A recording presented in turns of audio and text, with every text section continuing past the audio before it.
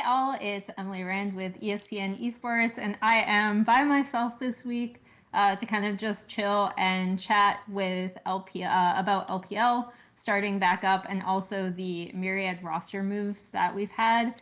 Admittedly, I did not think that when I was started planning the show at the beginning of the week, I would be talking about the retirement of Uzi despite the fact that it was, I don't think anyone was super surprised that it happened, if you know his situation, but it's still, like I wrote about this, it still kind of came as sudden, right? Because there was always this feeling that he would be able to come back whenever. And I'm really sad about it. Just because it's always, when you have a player like this, who's just so good, you want them to go out on a high note, right? And you want them to be recognized for their achievements, and you want them to be able to go out on their own terms. And that obviously did not happen with Uzi. He even said in his follow-up interview that if he ever does get the opportunity, that he would come back, which I think is really, really telling of like the manner in which he retired and the fact that it was completely health related and not, not because he wanted to. Um, I think the big thing, as he said in his post, was definitely the type 2 diabetes, which was complicating a lot of other kind of chronic issues that he's had for years. Specifically, the ones I brought up on this show are his hand and shoulder injuries, which he has also brought up in several interviews. And it's specifically the quote I think that everyone likes to pull from the Nike interview, including myself, is how he has the arms of a 40 to 50-year-old, which is just, not great. And yeah, it's really sad. I wanted to kind of lead off with that. If anyone had any questions about it or just wanted to talk and chat about how sad they are that Uzi retired, I'll probably return to it if people have any questions. But I kind of wanted to lead off with that just because he's been such a monumental figure for bringing Chinese League of Legends to the West, right? And last night with LPL games opening, I'm sure part of it was streaming rewards, but obviously it's kind of massive to have over 100K viewers for LPL across platforms. And like that's insane. I never would have thought that would happen for LPL because LPL has always been this league that is really difficult to follow. There are too many teams, and we didn't have an English broadcast until 2014 when people were doing it on their own. We didn't have an official Riot cast until 2015. And it's just there's always been that kind of language and promotion barrier that's been lessening and lessening over the years. And it's also coincided with LPL teams doing better. However, Uzi was, in my opinion, the first player who was like, hey, LPL players are good and the West should be paying attention to us. Which is, it's kind of like, I don't want to say ironic specifically, but it's pretty interesting because he, for those that don't know, he not struggled domestically, but he did not win a domestic title actually until 2018, which is why that spring win and the fact that he won both LPL splits that year and won MSI and won Asian Games was just nuts because he actually hadn't won a domestic title. Like, he was known for being on these teams and going to Worlds and performing well enough at Worlds that he'd make finals and people would pay attention to him and they'd be like, oh my gosh, Uzi is amazing. LPL, like, we should be paying attention to it. And then he actually kind of struggled domestically at times. So that 2018 win was really huge for me. And when, like, I wrote about this, but I kind of just wanted to talk through my own sadness, I guess. I think the other big thing with Uzi is that, in my opinion, he is the one that really kicked off LPL being considered the best region in the world, right? Because despite the fact that IG really took over that spotlight with their 2018 World Championship win, and then FPX followed up last year with their win in Paris, I think where it started was with Uzi and with 2018 MSI, and the fact that his team was just kind of raising through everything, right? Like, and they were actually expected to win the world championship. They were one of the favorites before, before G2 Esports and the solo lane focus happened. Rara, Uzi, the Vayne player that all Vaynes think they are. It's so true. I've inted so many times on Vayne myself, thinking that I could be as good as Uzi, and I'm decidedly not. But yeah, those are my thoughts on Uzi. I hope he does get to a point where he can come back. Like I said, just because it's really sad to see someone be felled by like sickness and injury and not be able to go out on their own terms. And I know he has said that he would come back if possible. However, I think that for right now, he is unfortunately retired. So I know as people trickle in, they might also have Uzi questions. So I'll answer those. Like, you can ask questions in chat anytime. Like I said, this is going to be a chill stream. I'm going to launch into some other LPL roster moves that happened this past offseason, and then talk a little bit about the games we saw last night, because for those that don't know, the season actually just started last night, this morning, however you want to put it, due to your time zone. The big other thing that I did want to address off the bat is Flandra and LNG, because I know there are a lot of Western Flandra fans, and by extension, there are a lot of Western LNG fans because they used to be Snake. And a lot of people started watching in 2015 when Snake kind of like stormed through, and Flandre was making a name for himself, playing all sorts of weird picks in the top lane. Like the LeBlanc is definitely the thing that people kind of know him for the best. But so in this past off season, Flandre really wanted to stay on the team, and the team wanted to sell him. And apparently it's this like really awkward internal dispute, where he really wants to stay on the team. And as of right now, he's still listed on the roster. However, he did not start last night against Suning in their 0-2 loss. So it's kind of awkward. I think like this isn't anything against Chunlun. It's not his fault, right? But I think that this team, I'm not going to say they always had the best direction when Flandre was on the team, but he made decisions, right? He was a strong voice in their comms since 2015. Like people have always said on Snake comms as well, he has a really big voice. And to have him be sitting on the sidelines is in my opinion, not the greatest move, especially with what we saw from LNG last night, which was just a lot of, I guess, just a lack of focus and team communication. I think even though Suning is, I'm not going to like bet on Suning. I'm not going to make that mistake, especially not after a 2-0 victory over LNG. But I do think LNG is definitely missing something that Flandre brought. On a scale of doomed to totally doomed, how is LNG going to do this summer? I mean, they could be okay if they figure it out. What if Chunlun is doing better than him in scrims? I mean, that's probably, like, if I were a coach and looking at this team, if that's the case, then I would also be starting Chunlun. I think the weird thing about Flandre is that he's been such a iconic part of this team for a really long time. So it's weird not to see him there. I think the weirdest thing is that he doesn't want to go anywhere. So the team wants to trade him, but he doesn't want to go anywhere, which is kind of the awkward part, right? Because now he's just kind of sitting on the bench. I think the point though is that I will say it's not like Flandre's decision making was always the strongest. However, if like back in the day when it was him and Safam, who is now on Suning, as long as they made a decision and moved together, it was at least interesting and it led to wins.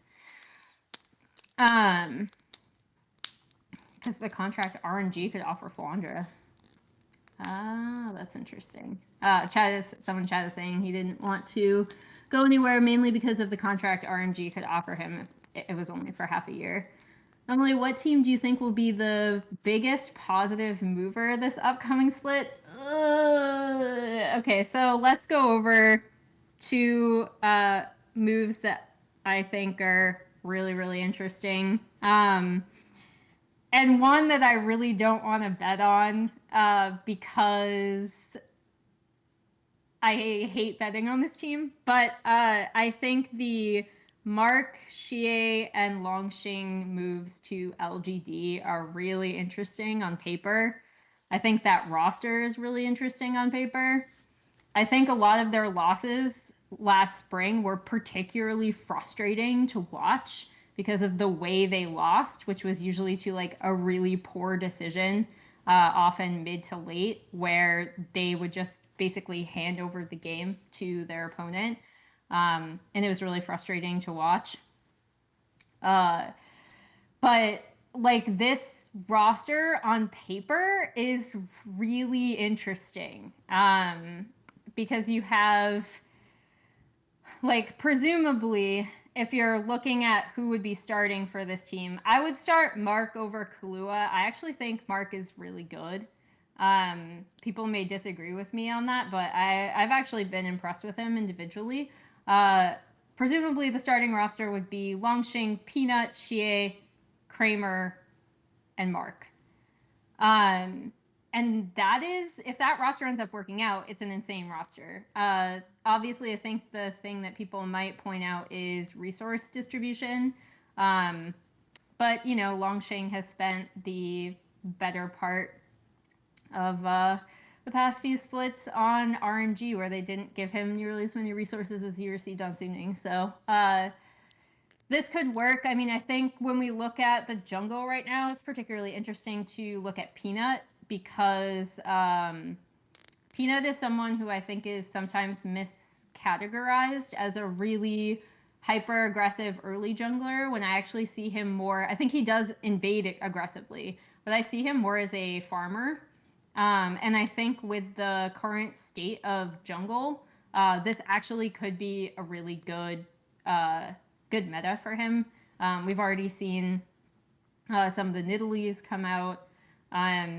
I actually think that, like, on paper, the way things are lining up, this could actually be a nice jungle meta for Peanut.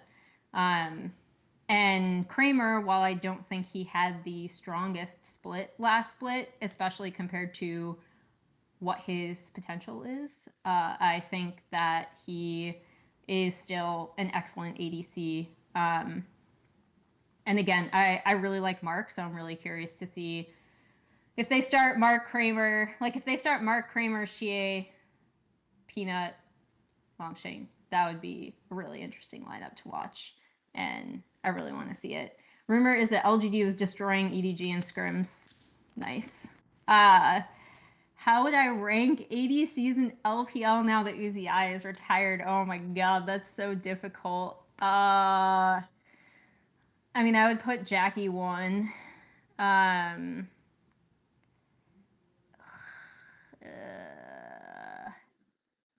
I just know I'd put Jackie 1. I'd have to really, really think about this a lot more than I would have time to on this show.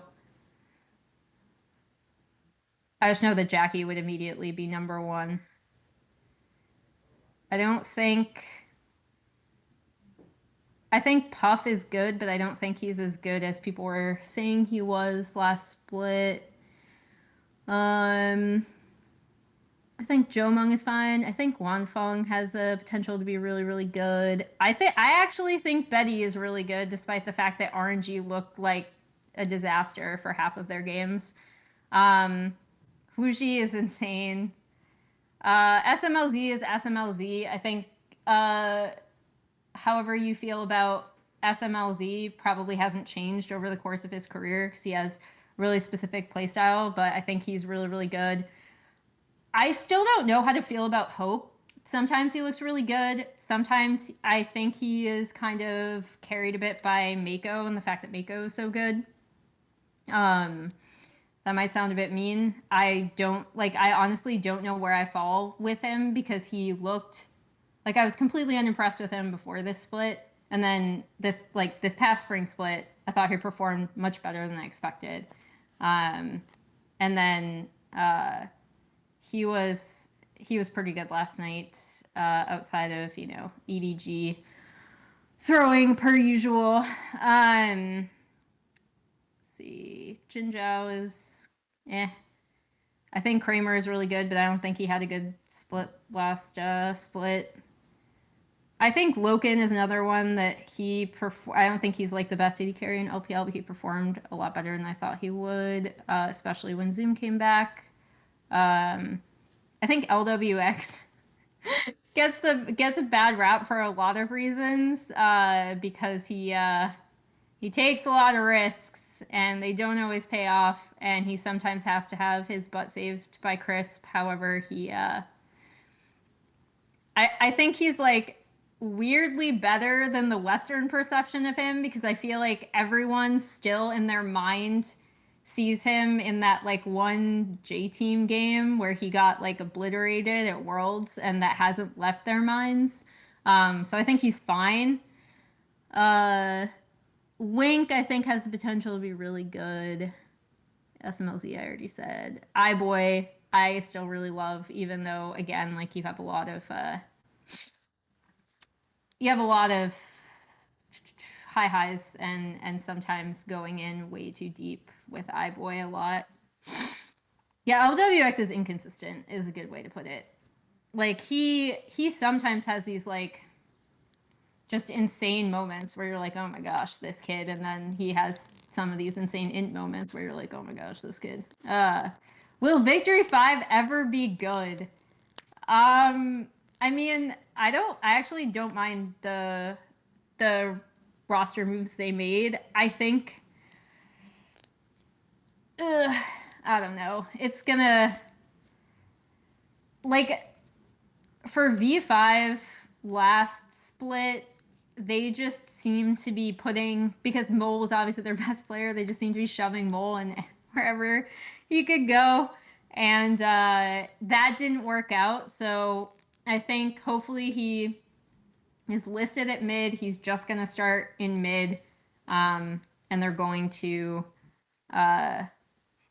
work out like a specific starting roster, because I don't think it helped. Like, on the one hand, it's kind of cool that Mole is such a good player that he can like literally play every position, or at least try to at a professional level. On the other hand, it obviously didn't do them any favors last split. I also think them going up against DMO tonight could be really interesting, because I have no idea what to think about DMO. I wanted Shie to work out, like I really wanted Shie to work out, and he did not. So Twila kind of came back, and I don't think. For those that don't know, by the way, he was named Xiaowei last split, but he returned to his name Twila. I never really stopped calling him Twila, because that's what I knew of him previously. I think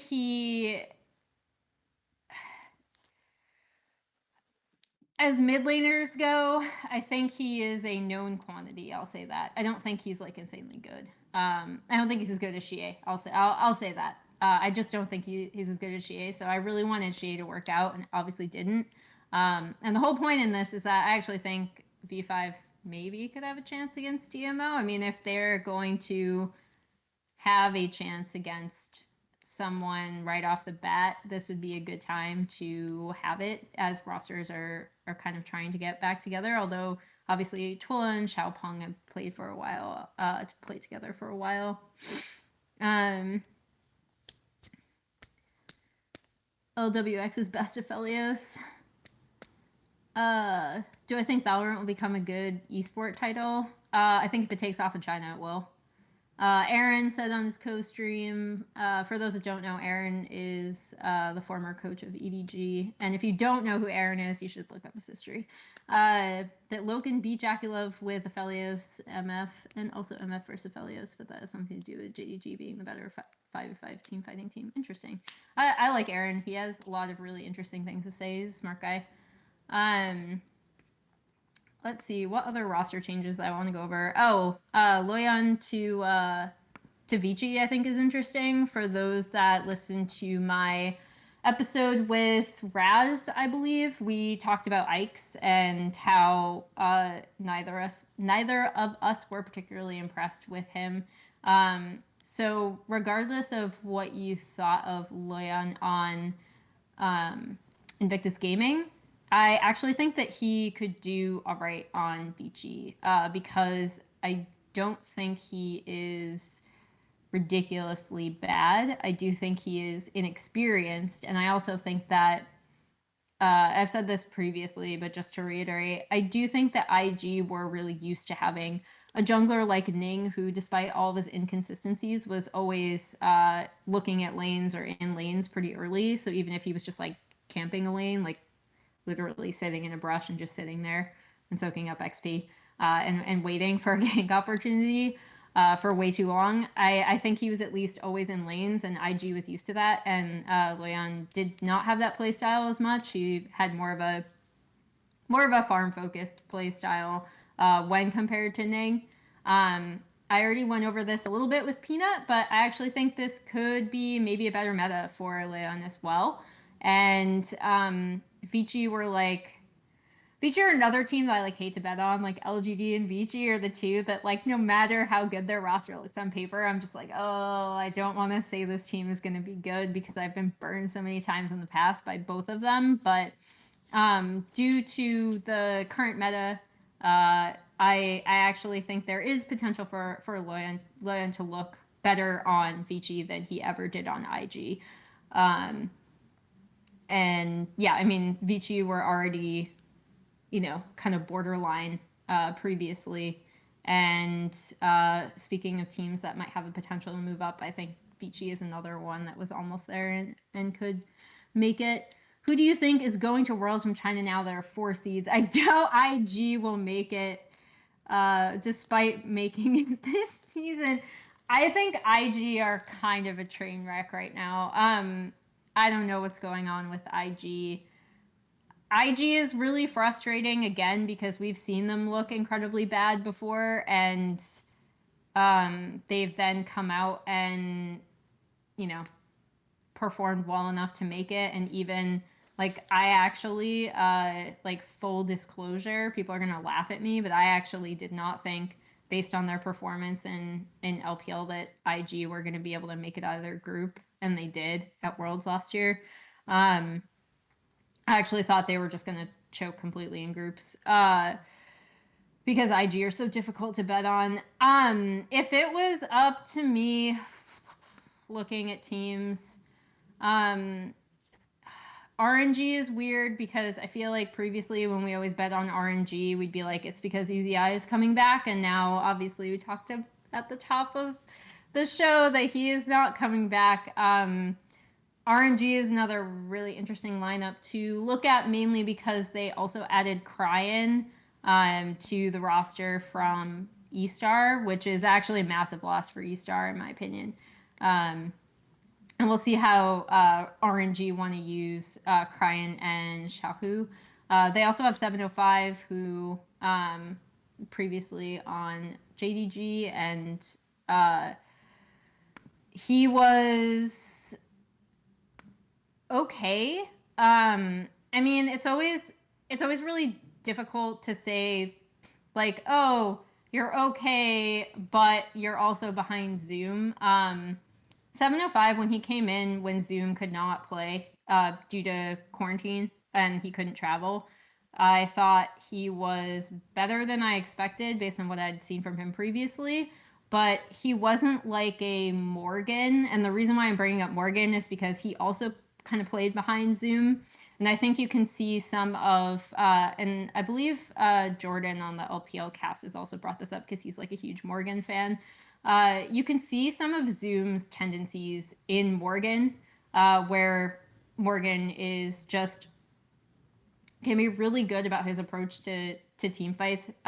Not like general approach. I mean his actual physical entry into team fights and teleport timings. And you could say, like, you could draw the conclusion that he learned that from Zoom. I don't think 705 has picked up as much of that stuff. However, RNG and the way they typically play around their top laners is to say that they don't typically play around their top laners. So we'll see how they want to use him and New, who are their new top laners now that Longsheng is no longer on the team. So yeah, I think that is. I don't know how to feel about RNG. It just feels weird not to bet on them making it to 2 worlds, you know, like especially in China. But it very well could not happen, especially now that we don't have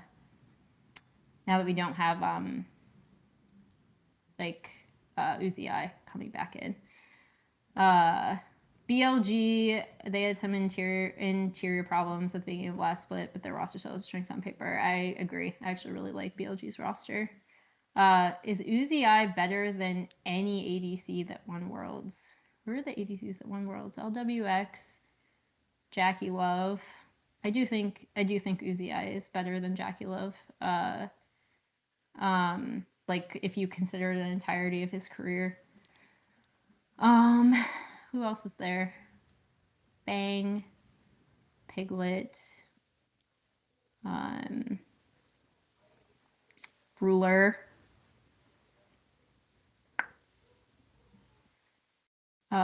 Who was the Taipei? If Fusi is in chat, he'll know this before I have to look it up. Who's Taipei? Who's TPA?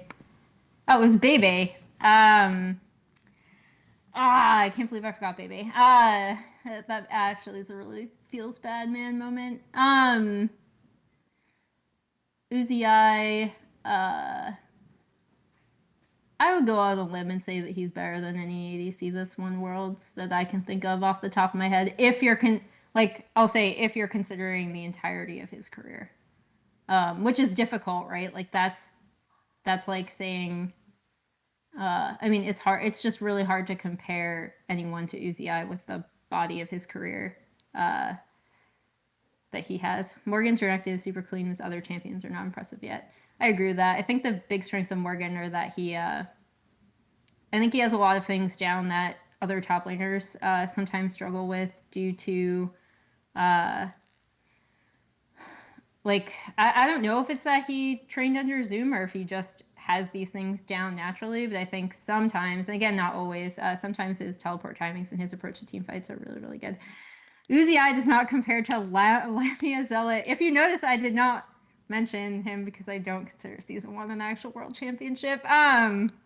Controversial topics. I'm just gonna keep going for the next 10 minutes, taking questions from chat, and then also just talking about last night's games a bit, since we did open up. The big thing to me actually was that, for people that don't know, the LPL finals is actually the first time that teams returned to the Shanghai Super Mall venue, and right now they are actually playing live. So there's still no audience, but the teams are actually in the venue, so it was nice to see them back and nice to see the LPL recovering.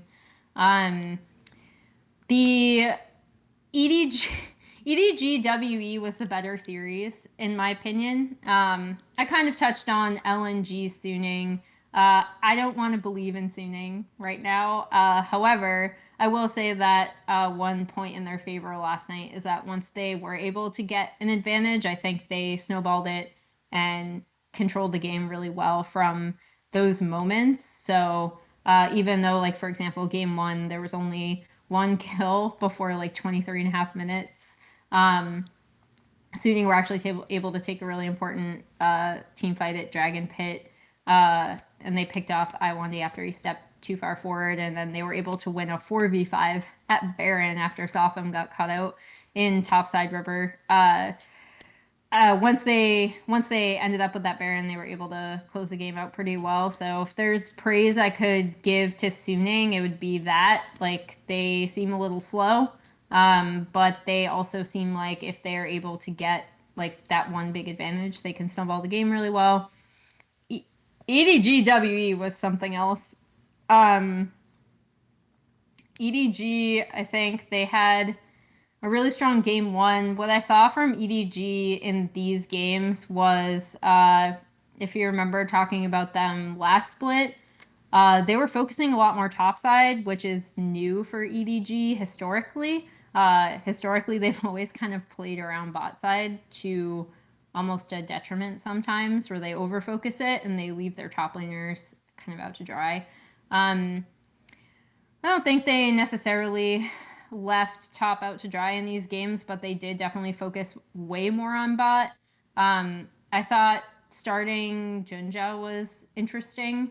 His Nidalee in the first game was really good, but it was also helped out by the fact that Mako and Hope just kind of like smashed the bot 2v2.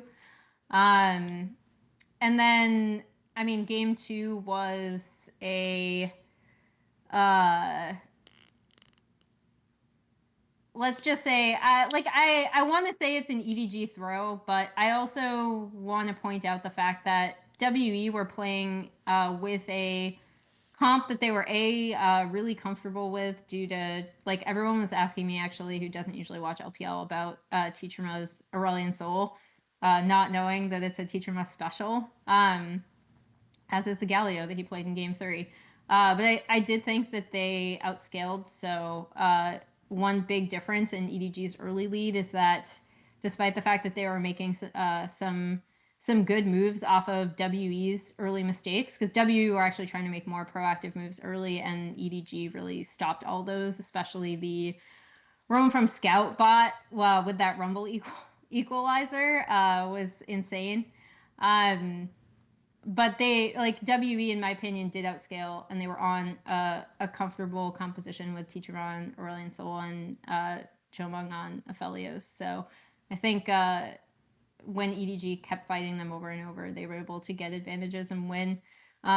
So part of it is, yes, EDG through. Part of it is that at some point, I do think WE's composition just took over the game anyway.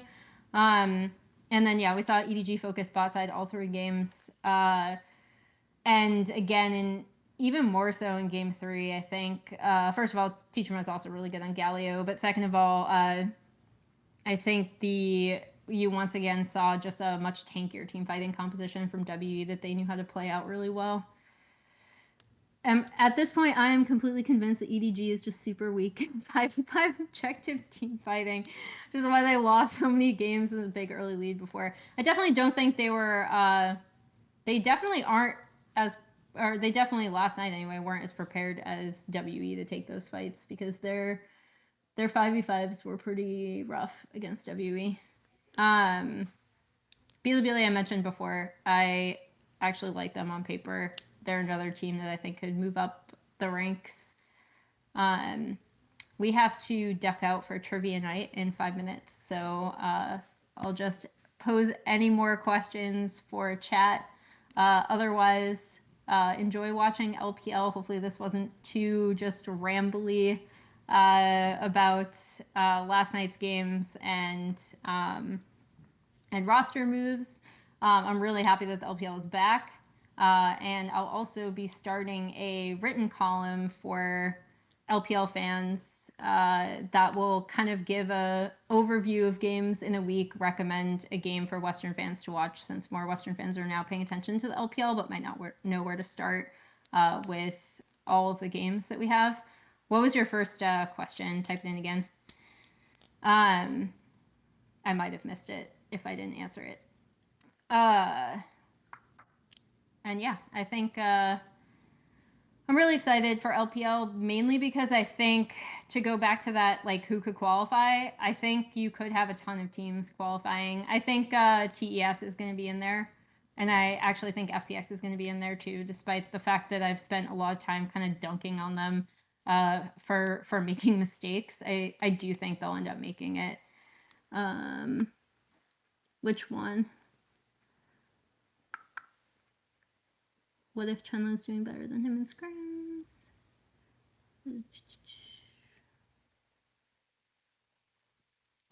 BG. Chenla's doing better than him in scrims if he didn't want to go anywhere because of rumors that LGD was enjoying in scrims. Oh, what about Billy? My first question would be that when will the champion pool of teacher mod get attacked to the point where it becomes a problem for WE? I hope soon. LPL teams, in my opinion, and you may disagree with this, but I'll end on this question because I think it's an actual general LPL thing that I see a lot. LPL teams sometimes let through specific champion picks that they either feel like they can deal with, like they'll know. I feel like it's not like teams don't know that Teacher Mutt plays Aurelion Sol and Galio, right? But I see the same thing with a lot of LPL teams where they won't necessarily ban out specific champion picks sometimes, and they'll kind of let teams go through the regular season anyway. I think they tend to ban them out more in playoffs, but through the regular season, I see teams kind of letting these go and maybe either trying to practice against them, which usually ends up in losses, or for whatever reason, just let them through because they feel like they can deal with it, and then they can't. I actually think that's a really easy way to attack WE, and I think we saw it from multiple teams last split against Teacher Ma trying to take out some of his more well-known champions. But I hope teams do because, again, like, one thing I think you can get away with in a lot of LPL drafts is actually targeting specific players rather than, like, quote-unquote drafting meta, especially with a mid laner like Teacher Ma who has very obvious favorites, which lends to really obvious compositions and how WE has to play if they lock in those specific champions. Thank you so much, guys. I do have to go. Again, sorry for the solo episode. It will be much more interesting with guests come next week, where we'll be talking more about. We're going to be returning to a schedule where we're going to be talking about the games that happen in the week, going over like major plays, who's at the top, who's at the bottom, why, and by the time we return next week, we'll have seen every single LPL roster in action. So that'll be really fun to watch. Thank you so much for tuning in to LPL Corner again, and I'll see you guys next week. Thank you.